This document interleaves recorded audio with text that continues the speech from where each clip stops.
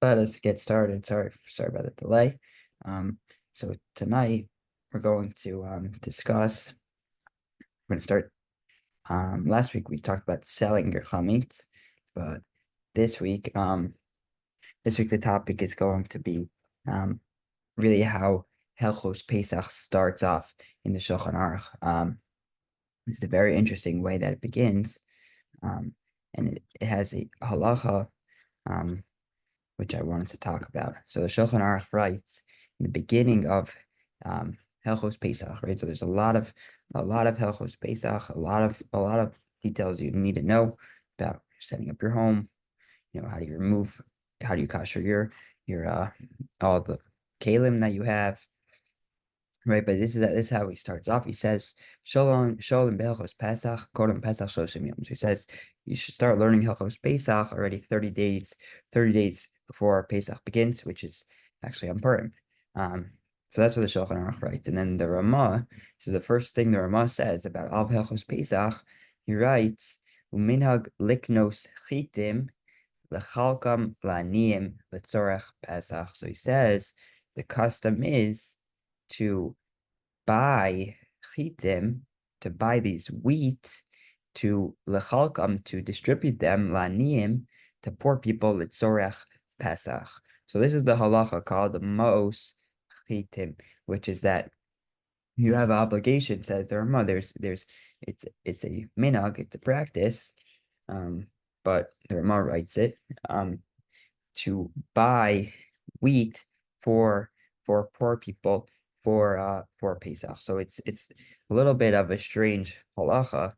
Um, it's also a bit strange why he starts with it. So I just wanted to spend tonight going into it. Where does this halacha come from? What makes it unique? And why maybe like why is it a focus? Why is this how Hilchos Pesach begins? So the source for it, it's not quoted in the Beis Yosef. It's not quoted by the Torah. The Ramah writes it, but it's from a Gemara Yerushalmi and Bava Basra. The Gemara, the Yerushalmi and Bava Basra is talking about, as many other halachas are with Baba Basra. It's halachas between like a partnership between different people.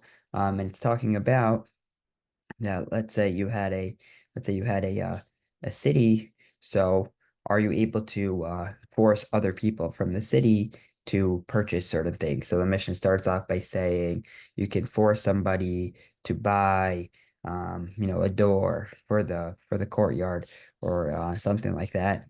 Um, right. And that the mission also continues that you can force the people from the town to build the wall, to build the doors, and other halachas like that. So then the Gemara says, okay, after all of this, um, oh, and left out a pretty important part. The mission also says that how do we determine what is considered somebody to be part of the city or not part of the city? So the Mishnah writes that amount of time is 12 months, meaning if you've lived in the city for 12 months, now you're called somebody who lives in the city. You are a B'nai Ha'ir. You are someone who lives in the city, and therefore you could be forced to participate. You're going to have to raise the funds in order to pay for all these things. You're going to get taxed, right? So the Gemara says, "Ubasar kol helen milin itmar lepsim lizmimus beis chodesh." So after all these, it's a question. The Gemara says, was 12 months only set for like assessments and penalties? Is that the only thing that 12 months, that amount of time, what it determines? So I'm Rabbi Yossi, Ribin Bun. So Rabbi Yossi ben Rabbi Abun, he says, no, 12 months is also required for L'chite ha-Pesach, for Pesach wheat, right? The Passover wheat. Bain lisa, bain litain, both to take and to give. Meaning 12 months are required both to be the subject to the local tax, to support the needs of the local poor for Passover, and to give. So that's a source for me. It comes up in a little bit of a strange location that has nothing to do with Pesach. It has to do with, what is what person is required to pay the tax. But this is the source in the Gemara for this idea that you're supposed to give money for wheat on on Pesach to those who need it. So the question is the big question which everyone wonders about this halacha is that when it comes to poor people for celebrating the different holidays, they're different Yom Tovim. So we generally say that you should provide money for poor people for their holidays. And so what's different about this halacha as opposed to anything else? The Zohar writes, the rites in the Zohar, they say, Chol Chagim Zmanim Tzarich Adam Lismoach L'Sameach Levanim. It says that every single holiday, person needs to make make poor people happy. V'im hu sameach levado, ve'ino misameach aniyim, nemar alav v'ziresi, perish al pneichem, perish lagechem. So Zohar writes, someone who just makes himself happy, he doesn't make the aniyim, so he has this said about him. And the Rambam also, this is often quoted, Rambam, that the Rambam writes in Hilchos Yom Tov, he writes, Shivas Yemei Pesach, so the 7 days of Pesach, Shmonos Yemei Chag, and the Sukkos, Im Shar Yom Tovim, Kula Masurim Behafsim Tanya. So says, okay, he says you can't fast during them. Chayav Adam Litem Bahem, Lios Bahem, Samech B'Tov Lev. So he says you are obligated during the holiday, during Pesach, during Sukkot, you need to be happy. Who ubanav ve'ishto b'nei beisel v'kol nav v'malav. So you and your entire family. Shenemar v'samachta v'chagecha. Says there's a pasuk that says you need to be happy. Ava pisha simcha amura kan hi korban shalom k'mo shani muverim v'elchos chagiga yesh b'chal usa simcha l'ismochu v'nav b'nei beisel kolacha v'echa b'rayla. Okay, so you need to make every single person from your family happy. So he says, how do you do this? How do you make everyone from your family happy? So this is just good to know, right? Forget about Maos Chitin for a second. How he says we're talking about we're going to be Pesach's going to be happening very soon, and you need to make everyone from your family happy on Pesach, because the Rambam writes that's what Samachta b'chagecha means. So he says, Keitza, what do you do? Haktanim, if you have kids, dosin lehem klayos vegozim umigdanos, so you give them little nuts. I think they used to use them as like toys, so I think it means like give them little toys. V'anashim kona lehem begadim v'tachshik ifim amono. So he says for the woman, you need to buy them clothes, according to how much you have, right? You should spend appropriately. V'anashim, what about for the men? Ochlim basar v'shosin yain. They should have meat and drink wine. Shein simcha v'basar vein simcha v'yain. There's no joy. Other as great as meat, as great as wine. But then the Rambam writes, when you're eating and drinking, chayav lahachil lager layasom v'almana yim sharaniyim So he says, but when you're eating and drinking, that's not just enough. That's not enough to be happy. What you need to do is you need to make sure you are feeding the convert, the widow, the orphan, with other poor people, lowly people, right, who need help. About Misha Noel Dlasos Chatziro Viocha Vishos Hubana Vishu, someone who locks up his doors and just eats and drinks on his own with his family. Beinu Machil Mashkel Aniyim Lamar Nefesh, and he does not feed other people. For people, Einzu Simchas Mitzvah, that is not called the Simcha of a mitzvah, that is not called happiness of a mitzvah, Ella Simchas Kreiz. So that's called joy for your stomach. Okay,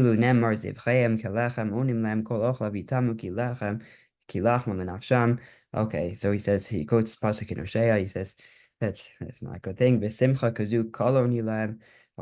that's this idea that Rambam writes that you need to make sure the poor are taken care of. So if that's true generally about Yantif, that you need to make sure the poor are taken care of. So, why do we have this different halacha called Maos Chitin? Okay, so maybe it'll become clear as we learn some of the details of the halacha. The Mishnah Berurah writes that first he writes, "Hu minag kodem mizman gemara." So he says this is a minag that is has a long history. It comes from the times of the Gemara, and it's brought from the Yerushalmi, like we saw. And he writes, right? And similar to the other halachos that were listed in the Mishnah. So people from the city are able to force each other to pay for this. Meaning, if you're living in your town and there are poor people who don't have enough money for Pesach, so you're able to force someone else. Mishnah Berurah, this is a halacha that you're able to force other people to help provide for them food for Pesach. But then Mishnah Berurah to so there's a little bit of a wrinkle, right? Because up until now, all we've seen is that you pay for the wheat, and it's a little bit like, I don't know, if someone gave me wheat right now and said, I'm helping you out for your seder, here's some wheat. So it would not be very helpful to me because I would had there's nothing I can do that's useful with wheat. So says the Mishnah Berurah, we give flour. So they right? You're giving him something much better. V'shir hanesinu who kefit zarcho, he says, how much should you give? It's according to what you have. The choyim Pesach or according to what he needs. Sorry, according to what he needs for all day the Pesach. Upashat imhu ani gadol v'elam b'malafu samata. So he says if this guy's so poor, and even if you give him flour, he doesn't have the ability to bake the matzah. Tzarich leitin lo gam d'mei ha'afiyah. You also have to give him money so that he can bake it. Because that is something which he is required. That is something which he needs. And the Aruch HaShulchan writes, says, "Nagu kol Yisrael b'maos chitim." So the minhag is of all Bnei Israel to pay for Maos Chitin money for people to have wheat liknos la'aniyim kemach Pesach, so that poor people can have flour on Pesach. Only tein Maos sheiknu b'atzam, or this is what you can do right now. So a little bit more practical, you could just give them money; they can buy what they need themselves. Anyone who lives in town for 12 months has to give. Then he says, but now the minhag is anyone who's lived there for 30 days has to give.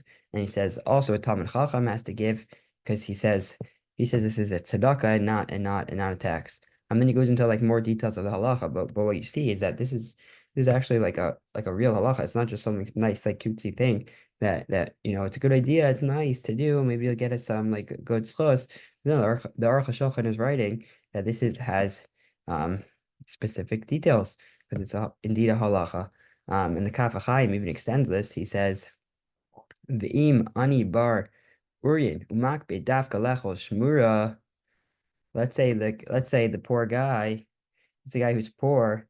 He's always been very careful to only eat shmur matzah. O sha'achal shana rishona dave keneder, or his whole life or the year before he ate shmur matzah, and so that's just what he eats. So he writes.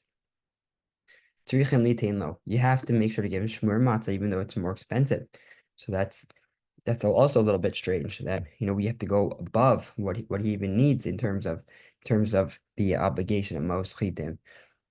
It's written on the OU website that today, Maos Chitin has taken on a number of forms. In many communities, all sorts of food and supplies are distributed for free or at a great discount as part of Maos Chitin campaigns. And many give money to fulfill Maos Chitin.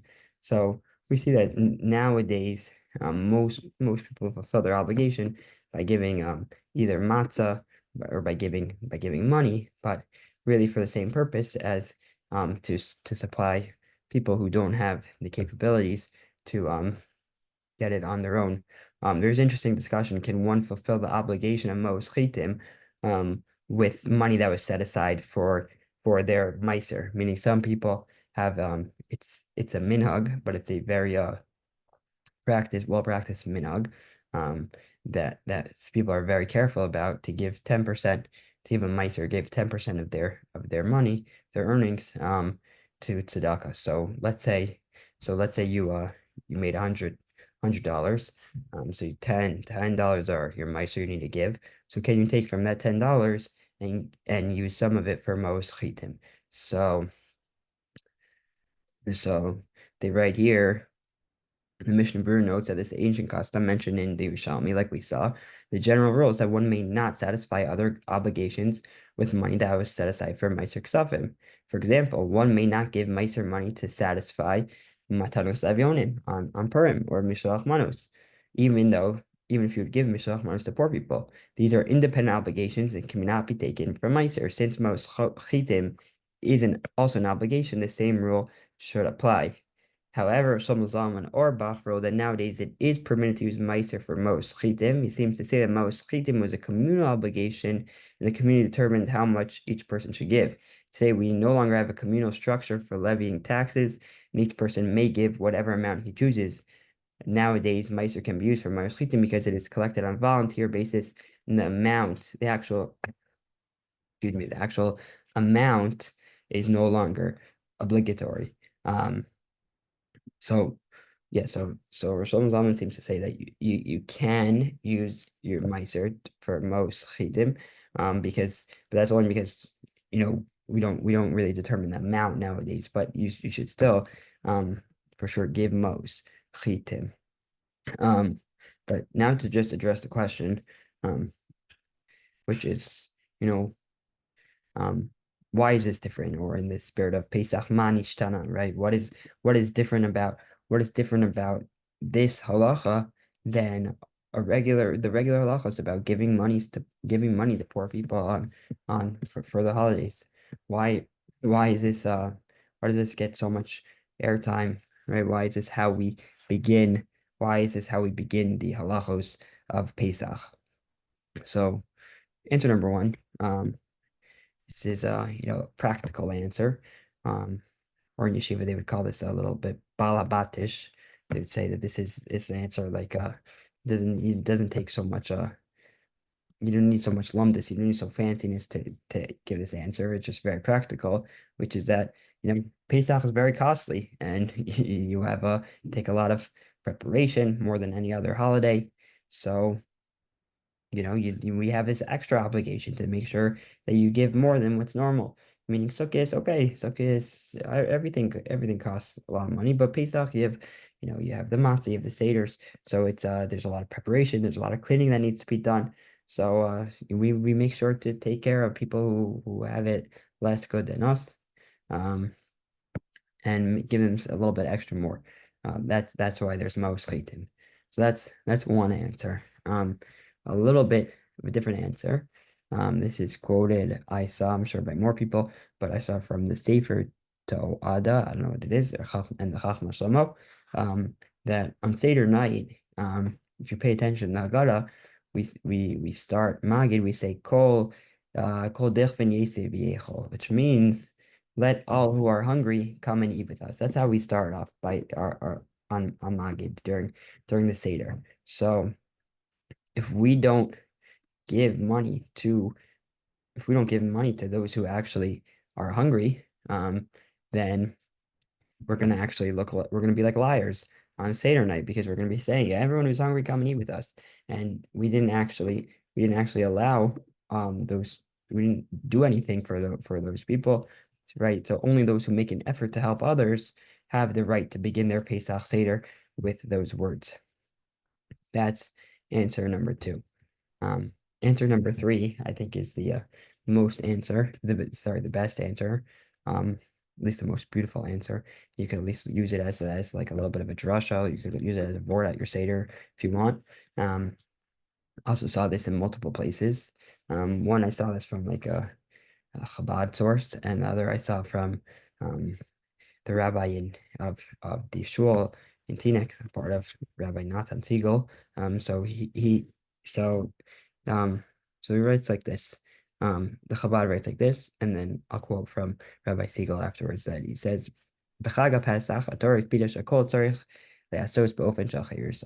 On Pesach, Torah is very strict. Torah is very careful. He cared about that everything needs to be done in a way where there is freedom.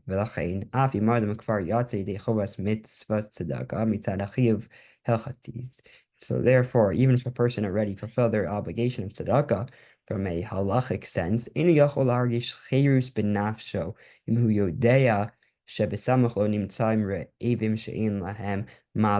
so he's not able to feel for himself freedom if he knows that there are people next to him who are hungry and don't have what to eat.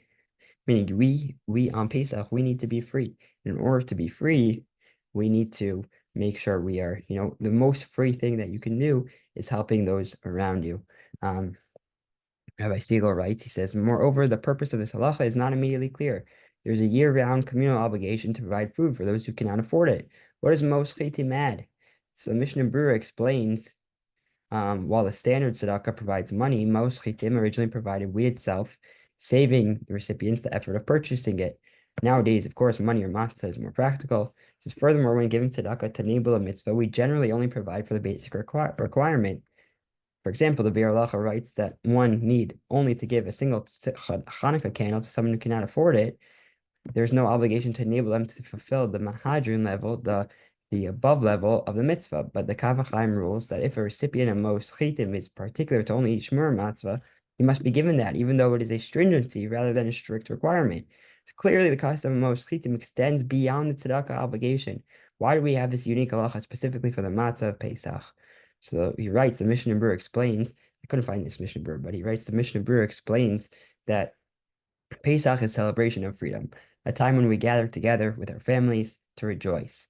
Yet, how can we celebrate when others lack the means to experience a dignified Seder? Judaism does not believe in individualistic redemption. The Gulas Mitzrayim was not about a personal liberty, but about transforming enslaved nation into a godly nation. It was a national redemption. Therefore, if the poor cannot partake in the Seder properly, our own journey from slavery to freedom remains incomplete. The goal of Maos Chitin is not just to provide basic sustenance, but to enable everyone to recount Yetzias Mitzrayim with joy, dignity, and a sense of royalty. This explains why Maos Chitin, he goes to answer this question. It goes beyond ordinary tzedakah. It is not just about meeting minimal needs, but about ensuring that every Jew can fully experience the majesty of Pesach. So, to summarize, right, he's saying that Maos Chitin is about this idea of freedom on Pesach. That in order to experience freedom, in order to make sure that the entire community experiences freedom, we need to make sure that everyone around us is also taken care of. And you're right, perhaps this is why the halacha of Maos Chitin follows immediately after Shloshim Yom Kodem Chag, meaning the first thing we started with the Shulchan Aruch. Shulchan Aruch writes that 30 days before Pesach, you need to start preparing for Pesach. Okay, so then we go right into next halacha is Maos Chitin. You have to give money to poor people. So why does it come right after it? It seems a little bit strange. So he writes, it's not just another detail of Pesach preparation. It frames and provides perspective on everything that we are doing. In all the busyness of preparing, we can lose sight of what Pesach is truly about. Celebrating our collective transformation from slavery to becoming Mamleches Kohanim Goy Kadosh. Meaning, in order to truly experience freedom together as a nation, the only way we can do that is by making sure the people who are around us, the people who are close by to us, also are taken care of and also have what they need in order to make Pesach. It's also, I think, just generally just a nice thing to do. Rabbi Leibowitz has told us that that before Yontif, every year, whatever the Yontif is, he always gets a number of checks on his desk. And with instructions are give it to people who need. I'm just so thankful to Hashem for being able to celebrate this holiday with my family, be able to spend time with people who are close to me. So please distribute to people who need help doing that. So I think there's also a little bit of that. And Pesach is this idea of a freedom of the entire nation. So by being sensitive to other people's needs, and by doing the Maos Chitin, that actually enhances our own ability to celebrate Pesach. And then finally, I saw this story quoted. This is a wonderful story, source attributed to a number of different great rabbis.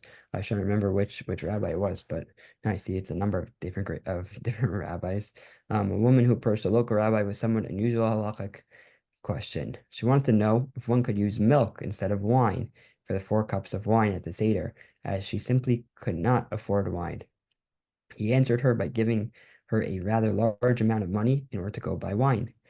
The rabbi's wife was a bit confused and asked him, why he gave the woman such a large amount of money to buy wine. The rabbi explained that if she's intending to drink milk at the Seder, it is clear that she has no money to buy meat for the holiday either. Therefore, I gave her enough money to purchase both. I think it's a beautiful story, and demonstrates, really what Maos Chitin is about, and why that should frame our preparations for Pesach this year. Let's stop there.